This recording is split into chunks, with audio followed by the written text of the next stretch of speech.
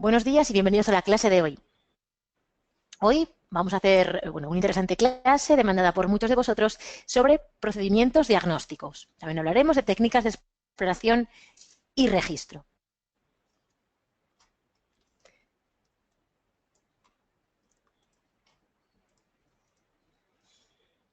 ¿Qué vamos a ver en la clase de hoy? Bueno, pues vamos a comenzar hablando de la consulta en la que se realizan los primeros reconocimientos de los pacientes. Y hablaremos de diferentes procedimientos diagnósticos. Vamos a ver pruebas de diagnóstico por radiológicas o diagnóstico por imagen, perdón. Vamos a hablar de endoscopia.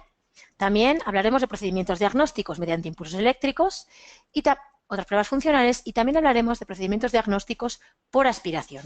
¿De acuerdo? Los veremos brevemente. Si queréis que pare y explique alguno de ellos con un poquito más de profundidad, pues me podéis ir consultando durante la sesión.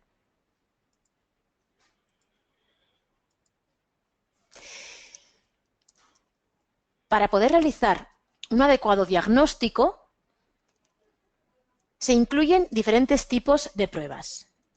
Vamos a hablar de pruebas funcionales, de técnicas de exploración y registro. Todas ellas son un complemento fundamental para poder llegar a establecer un juicio clínico, un diagnóstico que realizará siempre el médico. ¿De acuerdo? Nosotros, como perfil auxiliar de enfermería u otros tipos de perfiles auxiliares, aportaremos soporte y ayuda en la realización de la mayoría de las técnicas, ¿de acuerdo? Y todas estas técnicas van encaminadas a poder establecer un juicio clínico o un diagnóstico concreto de lo que le sucede a un paciente. Comenzaremos hablando por la consulta, ¿de acuerdo? Un paciente llega a nosotros y lo primero que le haremos será pasar consulta. ¿Y qué es la consulta? Bueno, pues la consulta es el conjunto de medios, materiales y humanos, y también las actividades cuya finalidad es atender la demanda de salud del paciente o cliente, ¿vale? Vamos a hablar de las consultas que hay en atención primaria. Las consultas, recordar que el sistema sanitario de salud en España está dividido en atención primaria y atención especializada. Hemos hecho algunas clases en las que hemos explicado la diferencia entre ambos niveles de atención, ¿de acuerdo? La atención primaria se realiza, como recordaréis, en los centros de salud, y en ellas podemos distinguir las diferentes consultas que describimos ahora: consultas médicas de adultos, consultas médicas de pediatría y consultas de enfermería. Hay más, pero estas son algunas de las principales. Veremos ahora las características de las consultas.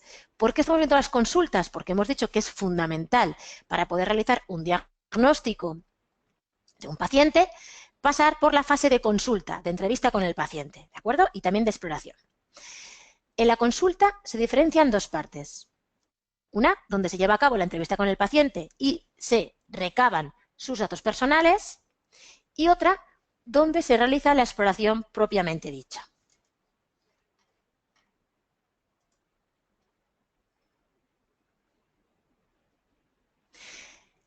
Por aquí me dicen, Cande, estamos hablando de atención primaria, ¿vale? La atención hospitalaria no pertenece a atención primaria, ¿vale? Hemos hablado de las consultas de atención primaria. Recordar, ¿tenéis clara la diferencia entre atención primaria y atención especializada? ¿La tenéis clara?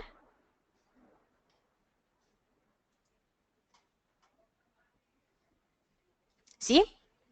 Vale, estupendo. Si no, por favor, volver a refrescar los temarios. Hay conceptos que tienen que estar bien asentados. No vamos a volver sobre ello, que ya lo hemos explicado en diferentes ocasiones, ¿vale? Venga. Vemos ahora algunos de los instrumentos que se utilizan para la exploración. Pues aquí vemos espejos laríngeos para visualizar la laringe, pala lingual para deprimir la lengua, espéculos ópticos para visualizar internamente el oído, cabeza del otoscopio y rinoscopio, espéculo nasal, cabeza del oftalmoscopio, los mangos, donde se acoplarán cada uno de los diferentes dispositivos, un extensor de portalámparas y aquí también aparece una camilla, ¿de acuerdo? Que es donde se suele realizar habitualmente la exploración. Vale. Otra de las fases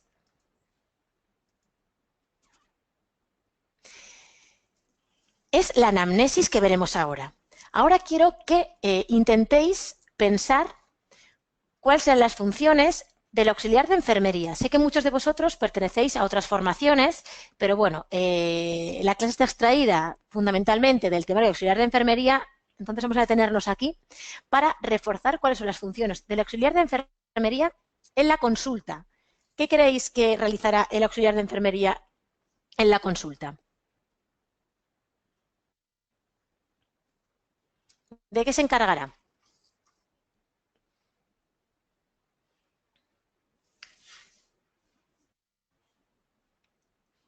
Por aquí nos comenta Salitza de preparar los documentos,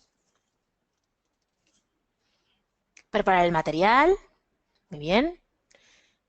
Nos dice Susana que prepara al médico la documentación o el historial del paciente, asistir al médico, dar cita, dice Candelaria, preparar el material necesario.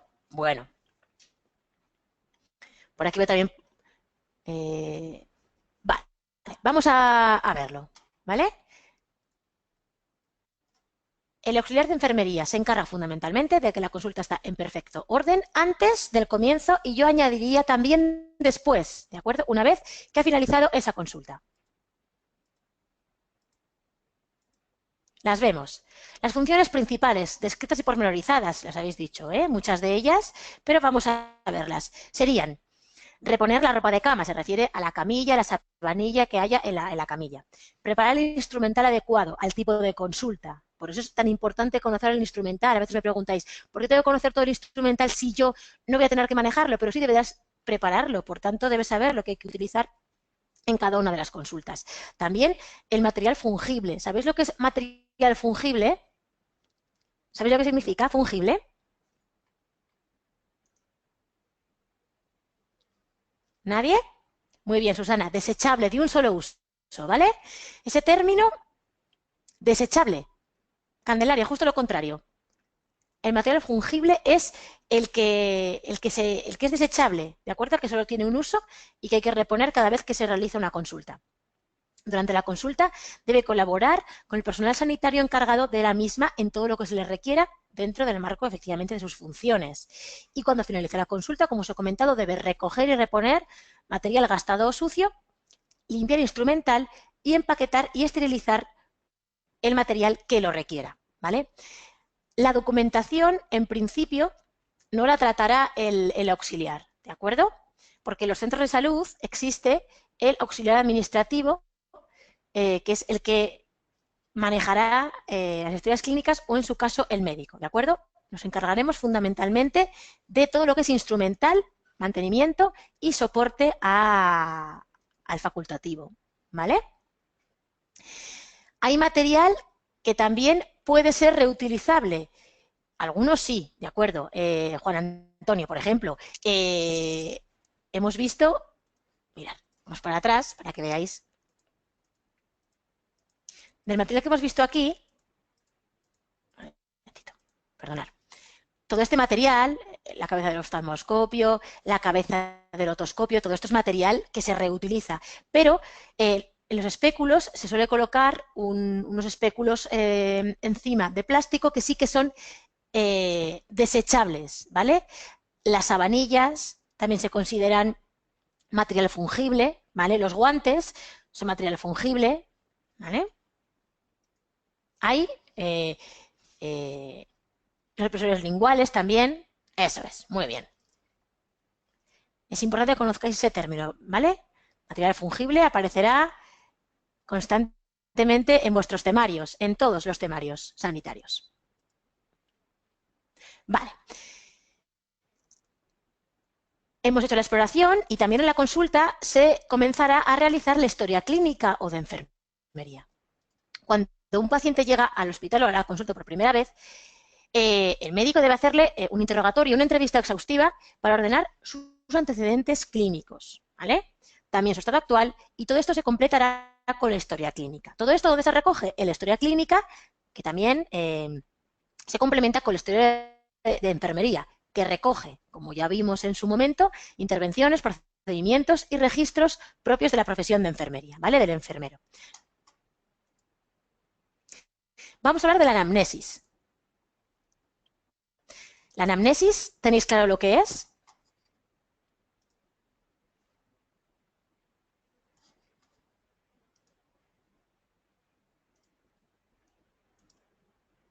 ¿No? La anamnesis consiste en la entrevista que permite recoger información, ¿de acuerdo?, del siguiente tipo, ¿vale? Son preguntas, como bien comenta Susana, entrevista personal mediante preguntas y respuestas del paciente que permitirán completar esa historia clínica, Juan Antonio. Así es. ¿Y qué información se obtiene durante la anamnesis? Se obtienen datos personales, antecedentes personales familiares, clínicos, antecedentes personales, enfermedad actual y recogida general de datos. Muy bien. Hablaremos ahora de la exploración física. Sobre esta exploración vimos ya una clase, pero vamos a pasar un poquito por encima antes de entrar directamente en los procedimientos diagnósticos. ¿La exploración física qué es? Bueno, pues el conjunto de maniobras sistematizadas, ¿de acuerdo? Son maniobras que están descritas y que hay que hacerse, que tienen que hacerse de un determinado modo para conseguir obtener la información que buscamos. ¿Qué permiten estas maniobras? Obtener signos y síntomas que nos ayudarán en el diagnóstico. Recordar que el objetivo de estos procedimientos es efectivamente obtener un diagnóstico del paciente. Para llevarlas a cabo, emplearemos instrumentos específicos, ¿de acuerdo?, que nos permitirán, entre otras cosas, explorar cavidades, conductos y veremos ahora procedimientos como inspección, palpación, percusión y auscultación.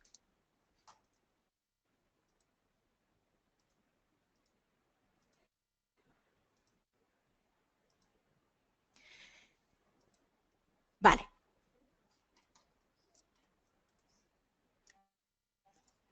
Hablaremos de la palpación y la percusión, un poco para reforzarlas, ¿vale? La inspección consistiría en inspeccionar la piel y el aspecto del cuerpo de manera externa.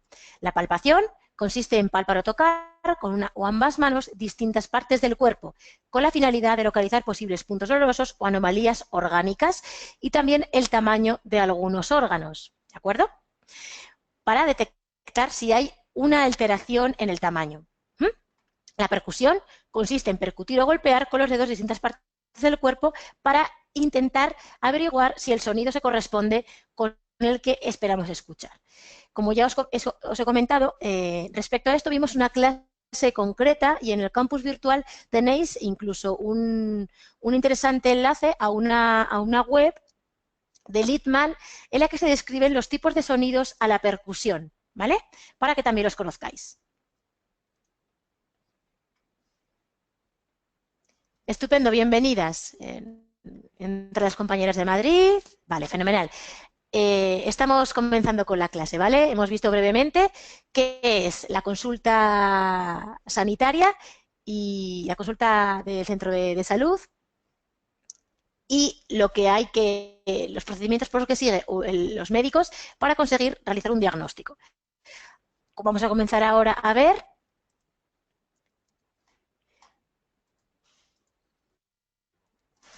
los principales procedimientos diagnósticos, que es, bueno, pues la parte central de la clase de hoy. ¿Estupendo? Vale. Bueno, como os he comentado, los veremos brevemente, son muchos, muy variados. Si de alguno de ellos tenéis dudas, bueno, pues me podéis ir preguntando e intentaré resolverlas en la medida de mis conocimientos. Vamos allá. Recordar, el objetivo de las pruebas radiológicas diagnósticas, cualquier tipo de diagnóstico, es lograr diagnosticar adecuadamente a un paciente, ponerle nombre a lo que le está ocurriendo para poder implementar el tratamiento adecuado para su mejoría o curación. Vale, las pruebas radiológicas o diagnóstico por imagen, ¿qué son? Bueno, pues son pruebas que utilizan para poder mostrar esa imagen rayos X. Estos rayos logran atravesar los tejidos del organismo y después quedan impresos en una película que cuando la revelamos permite analizar estructuras anatómicas, ¿de acuerdo? Todos nosotros, en algún momento, si no todos, la mayoría, nos han hecho algún tipo de radiografía, ¿de acuerdo? Por un esguince, una rotura, sospecha de una fractura, ¿vale? El departamento de radiodiagnóstico pertenece a los servicios centrales hospitalarios y se encarga de realizar, procesar y valorar la información obtenida a través del diagnóstico por imagen. Los responsables de realizar estas pruebas son los técnicos en radiodiagnóstico, ¿de acuerdo? Que en este caso es un grado superior de formación profesional. También que lo conozcáis. Comenzamos viéndolas, ¿vale? Vemos primero la radiografía simple. Esta radiografía es una fotografía de los órganos internos del cuerpo medida mediante rayos X. Rayos X o rayos Röntgen, ¿vale? ¿Para qué se utilizan fundamentalmente? Bueno, pues se utilizan fundamentalmente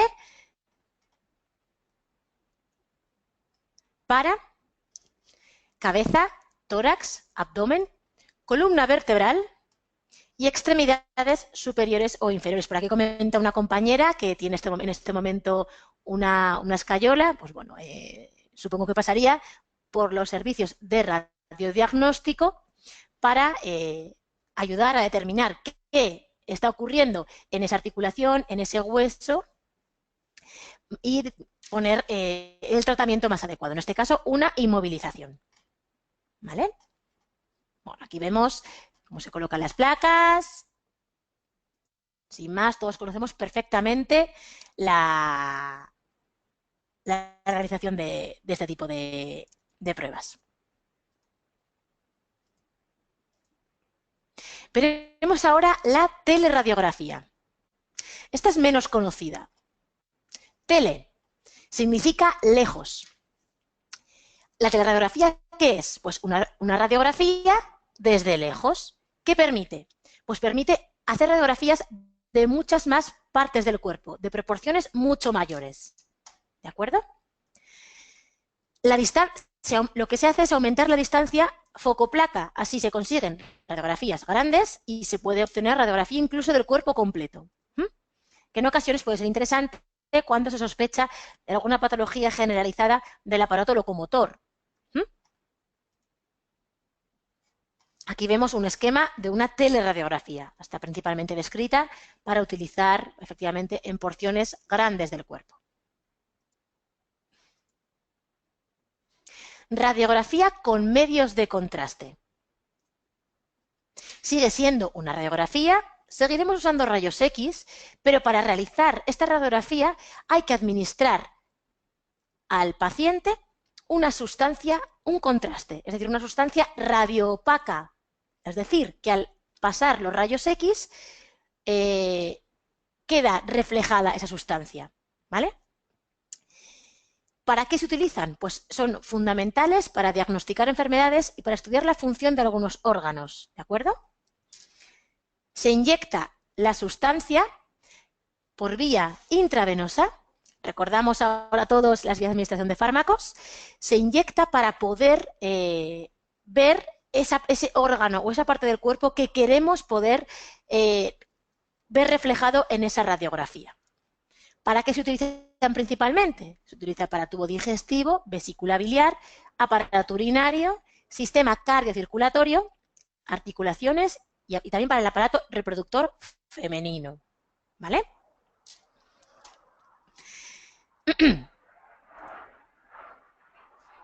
La vía intravenosa es una de las formas, efectivamente, de introducir el contraste en el cuerpo. Recordar, cuando hablamos de contraste, hablamos de la introducción de una sustancia radioopaca, es decir, que lo que hace es quedar reflejado en la placa. Disculpad, que justo ahora está pasando un avión por encima de mi cabeza. Vale. Estupendo.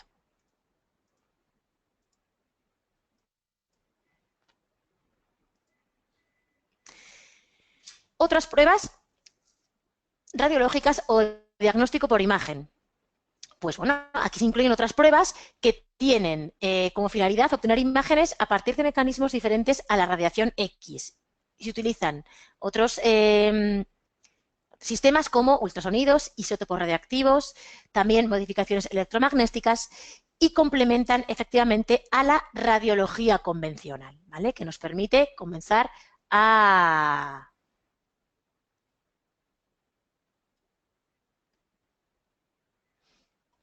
La administración de contrastes, Alfonso, es potestad de los DUES, de los diplomados en enfermería. Nos pregunta Alfonso si los técnicos sanitarios pueden administrar contrastes. En principio no, porque la potestad para administrar fármacos es del médico y del enfermero, del diplomado universitario en enfermería. ¿Mm? ¿Sí, Alfonso?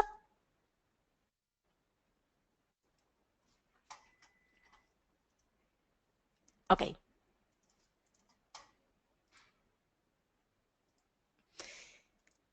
Vemos otras pruebas, ¿vale?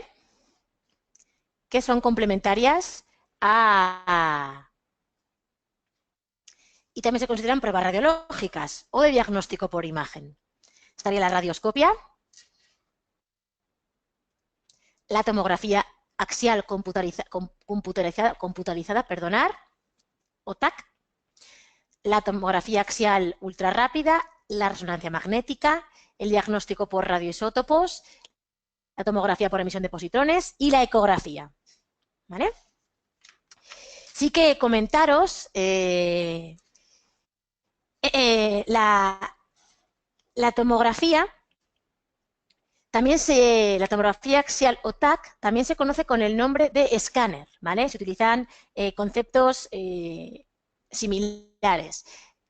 El TAC utiliza un sistema muy similar a la de la radiografía convencional, lo que pasa que realiza múltiples cortes y permite ver planos sucesivos de un órgano, ¿vale?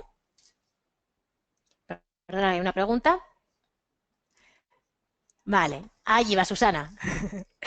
El TAC utiliza la base de la radiografía, pero realizando múltiples cortes en un órgano y permite una visión mucho más pormenorizada, ¿vale?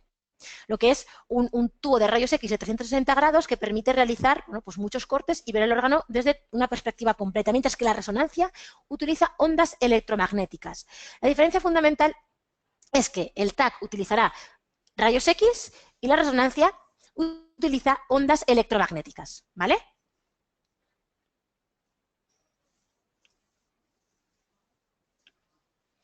Lo que pasa es que sí que ambas permiten obtener planos, múltiples planos de un órgano que estamos intentando comprobar su estado. El resultado no es el mismo porque no permite ver lo mismo una radiografía que las ondas electromagnéticas, ¿vale?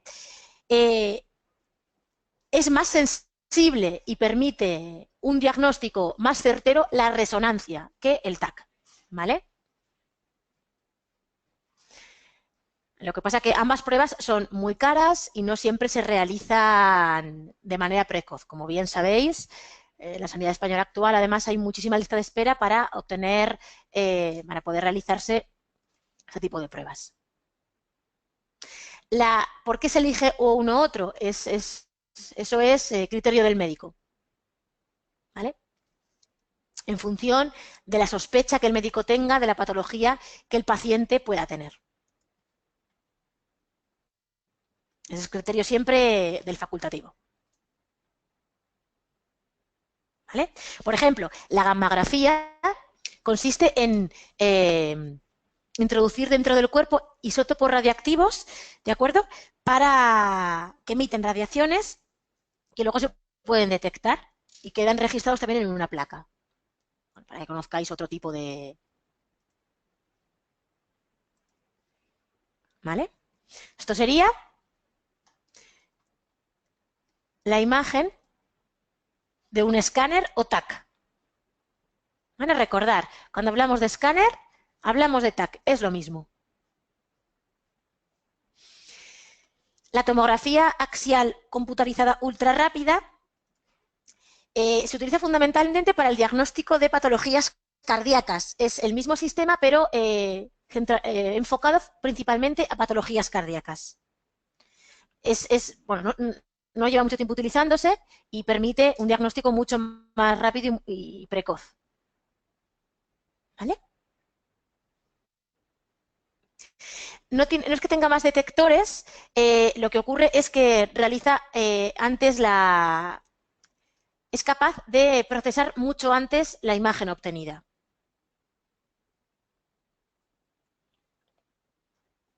¿Sí?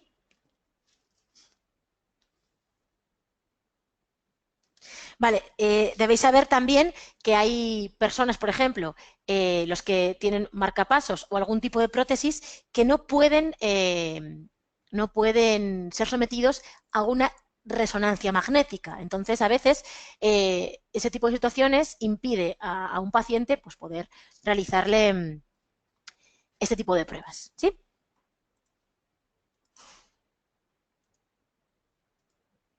Vale. Seguimos avanzando. Endoscopia. Es un método de exploración y diagnóstico en el que lo que se hace es, a través de un instrumento óptico, se puede visualizar directamente la zona que queremos estudiar para intentar localizar dónde está el problema y poder establecer un diagnóstico adecuado. ¿Vale? Vamos a comenzar hablando de la fibroendoscopia. ¿De acuerdo?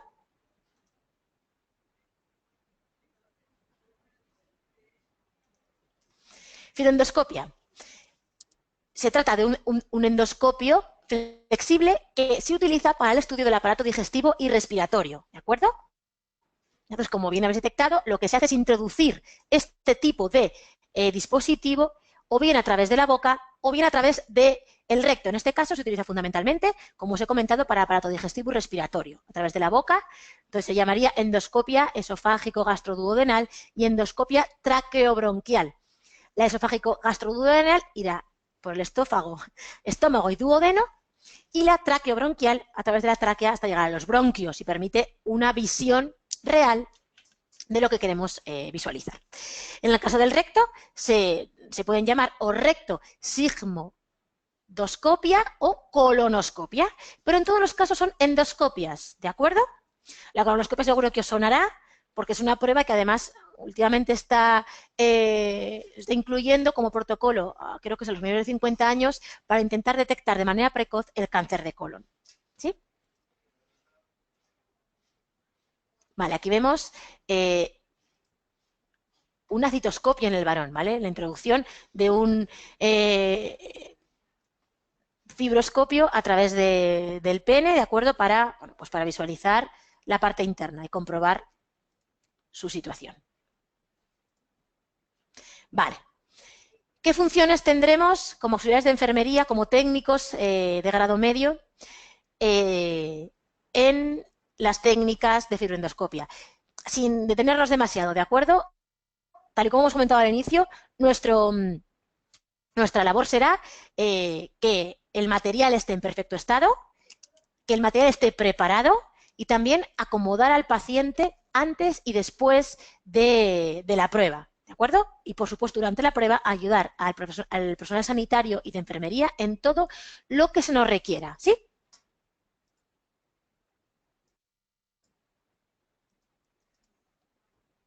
Vale. ¿Hasta aquí alguna duda? ¿Alguna pregunta?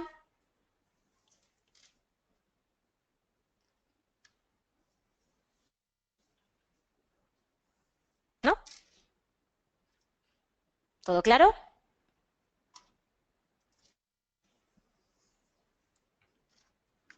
Me dice Susana que ella cree que también con algunos tatuajes no se pueden realizar resonancias. No sé decirte. Yo diría que no tiene que haber. En el caso de la resonancia, Susana, no hay ninguna contraindicación. El tatuaje es tinta sobre el cuerpo. Otra cosa es que cuando se vaya a realizar una punción lumbar, si hay un tatuaje en la zona lumbar, sí podemos tener problemas. ¿Vale? Lo vemos ahora. ¿Sí? Por supuesto, lo que no puede llevar una persona que entra en un tubo de resonancia es ningún piercing, como comenta Candelaria. Eso sí que no puede ser. No se puede colocar, ¿de acuerdo? No sé decirte, Susana, me dejas con la duda. Me dejas con la duda, le echaré un vistazo, no sé decirte. No sé decirte.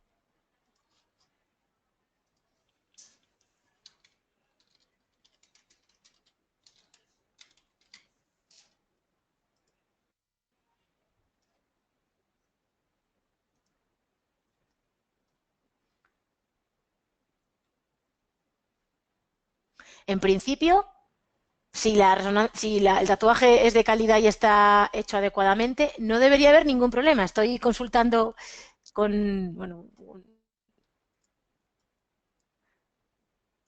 con una fuente de datos que tengo y en principio no debería haber ningún problema, ¿vale?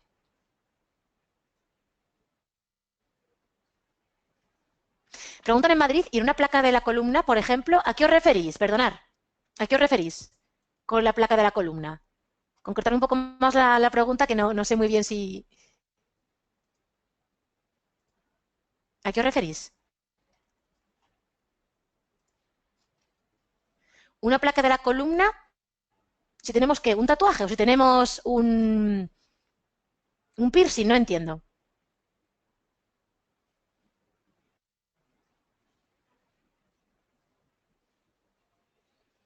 No se puede hacer ninguna resonancia si la persona tiene cualquier tipo de prótesis, ¿vale? Y no se puede llevar ningún objeto metálico, porque la resonancia tiene, el aparato tiene un imán gigante interno y podrían los metales ser atraídos. Las prótesis impiden la realización de esa prueba. Ni prótesis ni marcapasos, ¿vale? No se podría. No, nada, nada, chicos.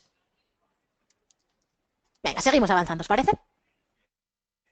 Podéis preguntarme lo que necesitéis, ¿eh? Cualquier duda que tengáis. Venga, electrocardiografía.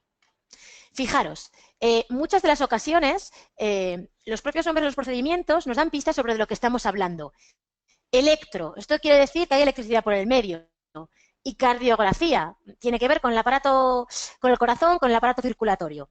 Entonces, ¿qué estudiará este procedimiento diagnóstico? Pues estudia la función del corazón a partir de corrientes eléctricas producidas por su propia actividad. ¿Sí? Está claro, claro. Bueno, no vamos a detenernos en esto, ¿vale?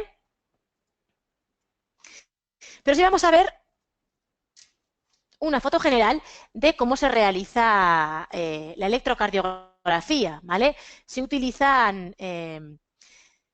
electrodos concretos con un color concreto y hay que colocar cada uno de los puntos de los electrodos en el lugar correspondiente para poder realizar la medición concreta, ¿de acuerdo? De cada uno de los picos y de lo que queremos reflejar en esta prueba diagnóstica, ¿vale? Hay cuatro, ¿veis? Aquí aparecen miembro superior derecho rojo, miembro superior izquierdo amarillo, miembro superior derecho rojo, perdón, negro, y miembro inferior izquierdo verde. Así es como se colocarían los electrodos para luego poder, aquí también se colocarían los diferentes terminales para poder medir lo que queremos medir, ¿de acuerdo? Dentro de electrocardiograma, ¿sí? Que es una prueba, como os he dicho, que lo que intenta es medir la corriente eléctrica del corazón. Sin más. Vamos a pasar ahora al electroencefalograma.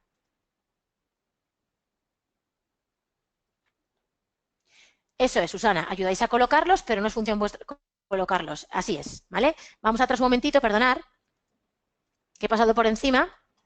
Ayudar a colocar los electrodos. Es decir, pasárselos al profesional y que los coloque él. Eso es, ayudar a. Así es. Electroencefalograma, ¿vale? Pues electricidad, encefalograma, ¿a qué se puede referir en este caso? ¿Quién sabría decirme? encefalograma se referiría a... ¿Vale? Venga, muy bien. Desde Madrid, ¿vale? Lo mismo, pero en el cerebro, efectivamente. Encéfalo, cabeza, cerebro, así es. ¿Sí? Fenomenal. Vamos a intentar detectar, por supuesto, la actividad eléctrica del cerebro, ¿vale? Generada por las corrientes eléctricas que nacen espontáneamente de las células nerviosas, que ya sabéis que las células nerviosas del sistema nervioso son las neuronas. Entonces, aquí se mide el nivel de actividad cerebral.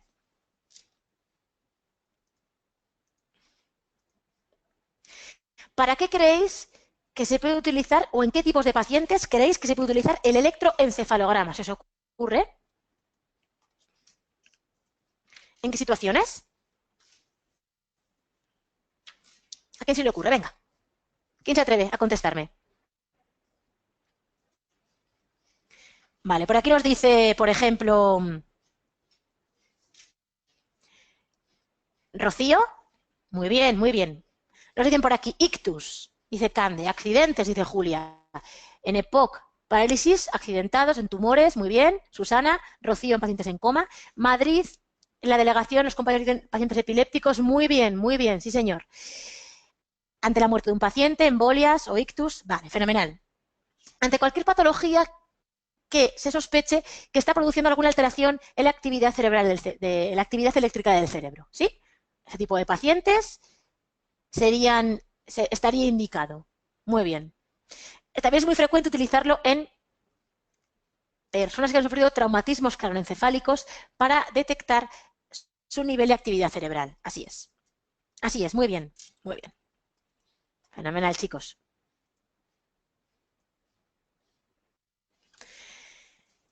Otras pruebas funcionales. Bueno, pues son un conjunto de pruebas, aquí se incluyen muchas, en las que se estudian algunas funciones concretas del organismo. Por ejemplo, pruebas funcionales respiratorias como espirometría, espirografía o gasometría arterial. Pruebas cardíacas, ecocardiograma, electrocardiograma, cateterismo. Pruebas del sistema nervioso, electroencefalograma,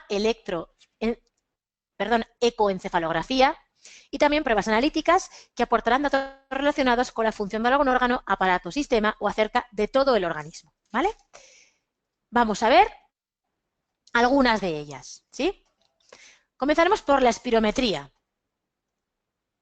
Sí que es muy importante, esto os lo digo bueno, pues como consejo, que intentéis durante el estudio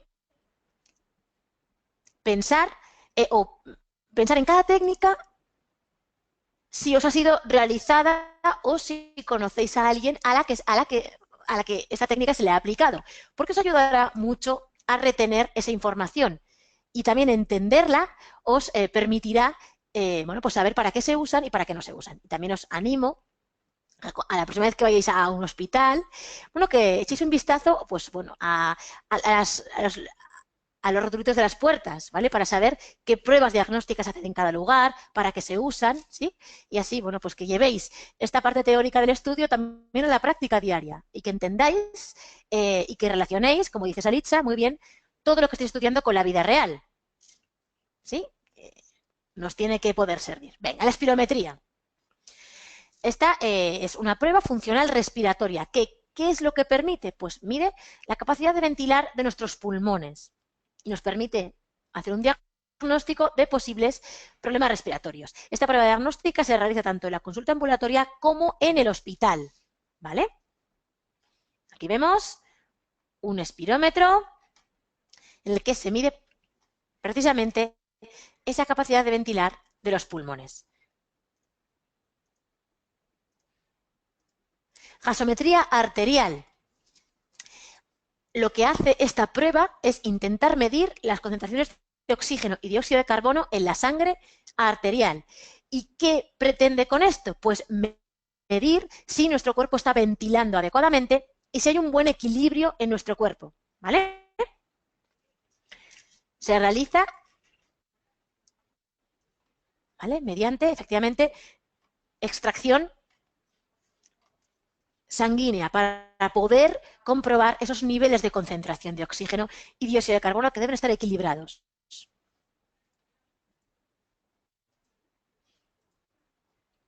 Audiometría y agudeza visual. Esto sonará a todos, seguro, porque pues a muchos de nosotros nos lo hacen habitualmente en las revisiones del trabajo.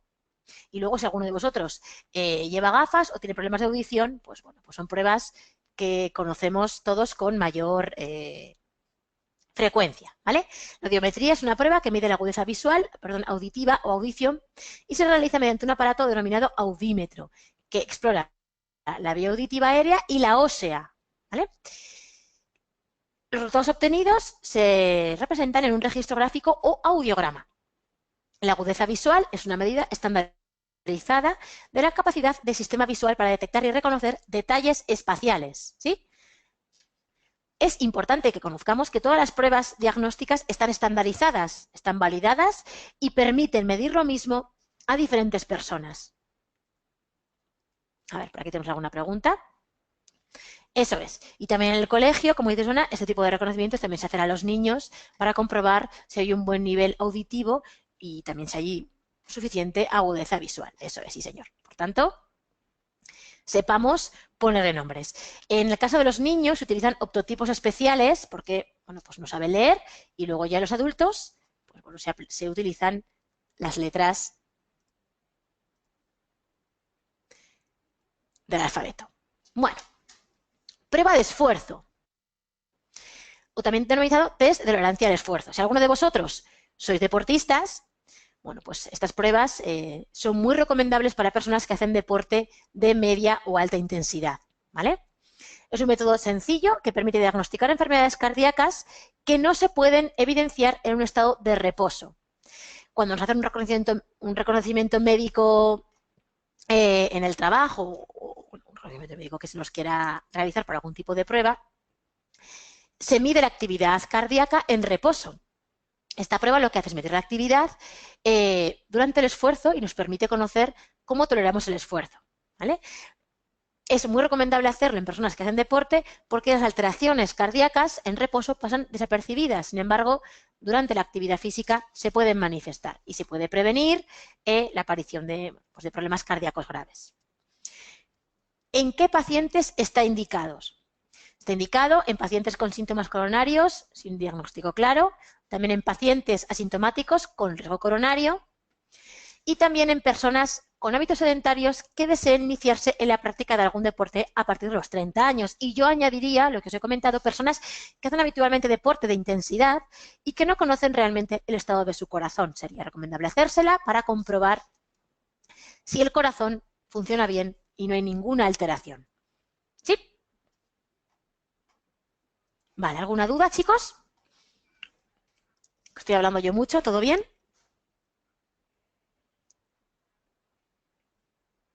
Vale, a todos a intentar ponerle nombre a todas las pruebas diagnósticas a las que nos han sometido o que han sometido a nuestros familiares, ¿de acuerdo? Es importante. Bueno, Susana, es cierto que la muerte súbita no se puede evitar. La muerte súbita es una alteración que aparece repentinamente y no hay una patología previa, por tanto no se evitaría la muerte súbita. No, no se evitaría. Pero sí se detectaría si hay un problema cardíaco previo. Fijaros, hace unas semanas se celebró en Zaragoza la media maratón y falleció un médico que se había sometido a la prueba del esfuerzo la semana previa a la prueba. Él no tenía ninguna alteración cardíaca, su corazón falló en ese momento. No se pudo hacer nada por él, ¿vale? Entonces, permite diagnosticar si hay patología. Si no la hay, no se puede diagnosticar. La muerte súbita se da de manera fulminante y no permite hacer nada por el paciente. ¿Sí? Venga, seguimos. Punción lumbar, que seguro que os sonará, ¿vale? ¿Qué permite? Permite extraer líquido cefalorraquídeo para analizarlo en el laboratorio. ¿De dónde se extrae? Se extrae en el espacio subaracnoideo a la altura de las vértebras lumbares tercera, cuarta o quinta. ¿Sí? Seguro que recordáis la posición en la que debe colocarse una persona para que se le realice la punción lumbar. ¿Lo tenéis claro?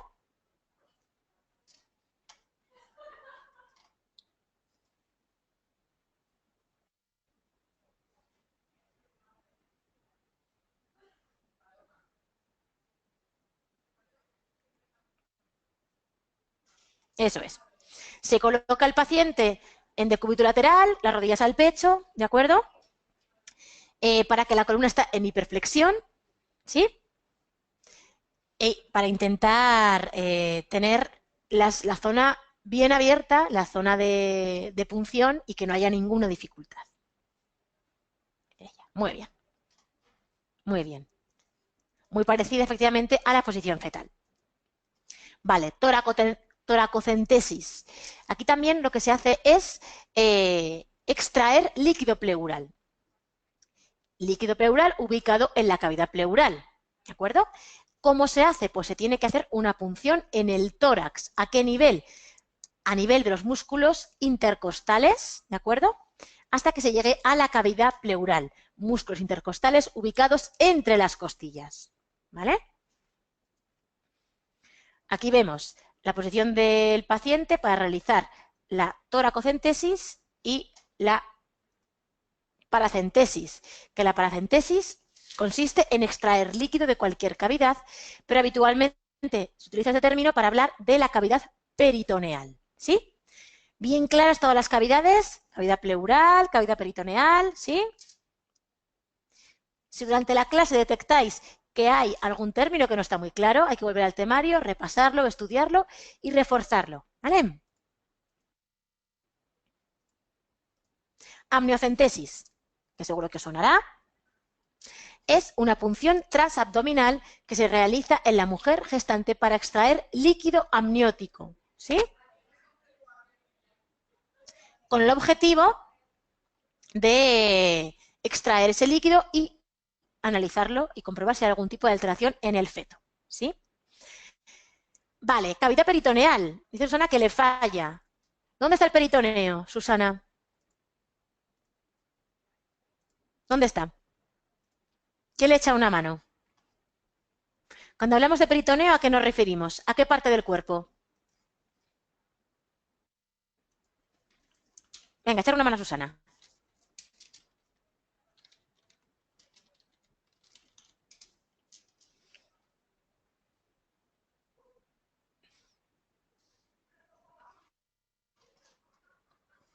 La cavidad peritoneal, a ver qué nos cuentan los compañeros. En el corazón, ¿no? Se refiere a la cavidad que incluye todos los órganos abdominales. Muy bien, Ana Belén, muy bien desde Madrid, muy bien, Alfonso. ¿Vale? Esa sería, ¿de acuerdo? La cavidad peritoneal. ¿Sí?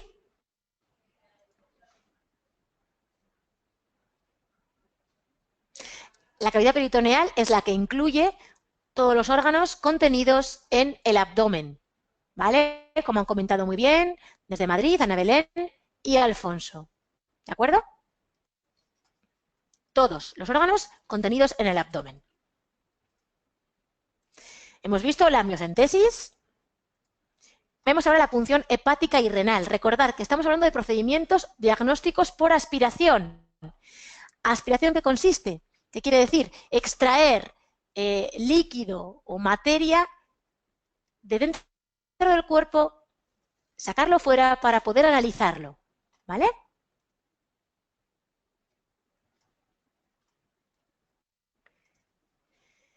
Pregunta Julia si la amniocentesis se realiza a todas las embarazadas. No, no. Solamente aquellas en las que se sospeche que hay algún tipo de alteración genética. Hay una prueba concreta que determina si hay algún tipo de alteración y es una prueba diagnóstica que se realiza entre la semana 14 y la 18 y lo que intenta es descartar defectos genéticos en el feto. ¿Vale? Suele ser muy habitual en embarazos de mujeres de más de 35 años. A casi a la mayoría de ellas se les suele realizar porque suelen aparecer los marcadores alterados, entonces para evitar, para poder hacer un diagnóstico precoz, se realiza. ¿La amniocentesis tiene riesgos? ¿Qué creéis? ¿Qué creéis? ¿Alguien puede contestar a Susana? ¿Creéis que la amniocentesis tiene riesgos? Por aquí contesta Cande que sí.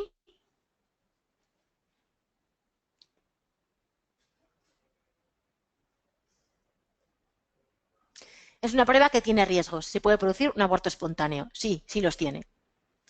Hay que firmar consentimiento informado y efectivamente hay casos en los que se da esta situación de pérdida del bebé. Lo que puede ocurrir es que hay un aborto espontáneo.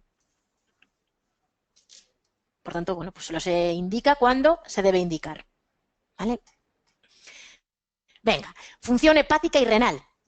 Perdón, punción hepática y renal, que se realiza una punción en el hígado o en el riñón para extraer muestra de tejido para su estudio. ¿Vale? Al finalizar la extracción, se suele colocar un vendaje compresivo para colocar de nuevo pues para ubicar bien los órganos. Nos comentan también en Madrid que la bolsa se puede desgarrar, que se pierda líquido, que se produzca una infección, todo eso se puede dar. Así es, ¿vale? Y todo eso puede desencadenar un aborto espontáneo. Si tiene riesgos, tiene muchos riesgos. Fijaros que consiste, lo que hacemos es introducir de un medio externo a uno interno un instrumental y eso siempre conlleva riesgos y además en el caso del embarazo, pues todavía más. Además se hace efectivamente en semanas muy precoces del embarazo, entre la 14 y la 18, entonces, bueno, pues es un momento de riesgo para la mujer. ¿Vale? Bueno, aquí vemos cómo se hace la punción hepática y renal. No es lo mismo punción que biopsia, no. Biopsia consiste en extraer una muestra de tejido. ¿Vale?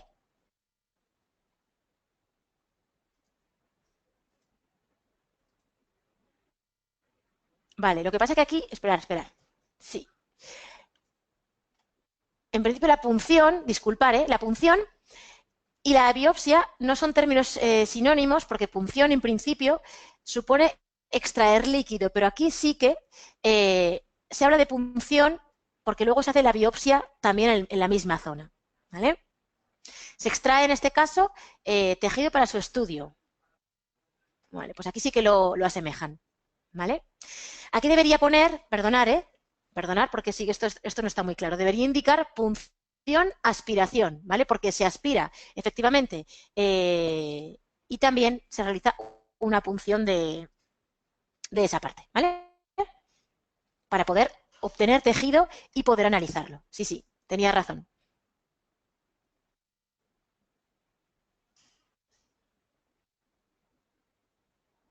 Sí, sí, lo estoy viendo, lo estoy viendo.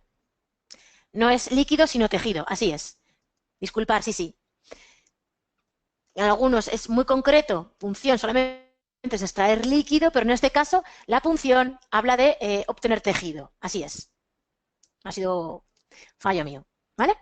Al finalizar la extracción se vuelve a colocar un vendaje compresivo para, bueno, pues lo que os he comentado, para que la zona y hay que guardar también un poco de reposo.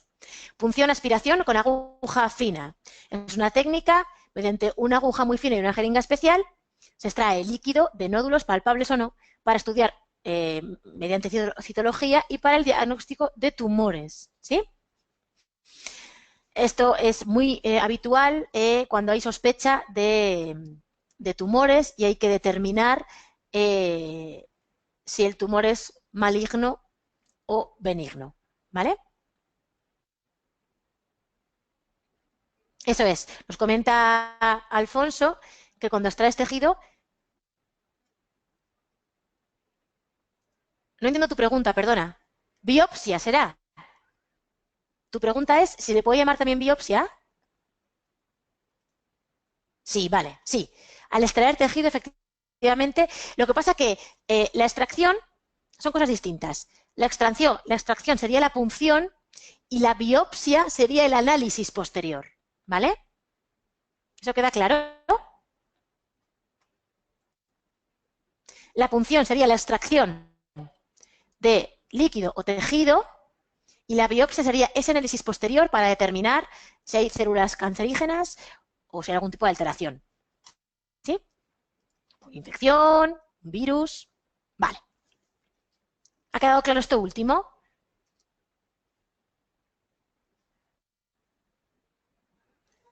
¿Sí?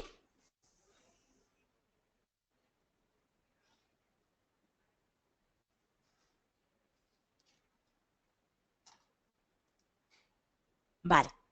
También es importante que sepáis que en algunas ocasiones, también para hacer biopsias, no solamente se hacen punciones, sino también que se pueden obtener a través del procedimiento de endoscopia. ¿Recordamos la endoscopia que hemos visto al inicio? Recordar el tubo que entraba. Bueno, pues a través de la endoscopia también se puede obtener muestra de tejido para poder hacer una biopsia. O a través de la punción o a través de la endoscopia. También sería la otra vía para poder obtener ese tejido y poder hacer ese análisis posterior de si hay algún tipo de alteración. Vale. Bueno.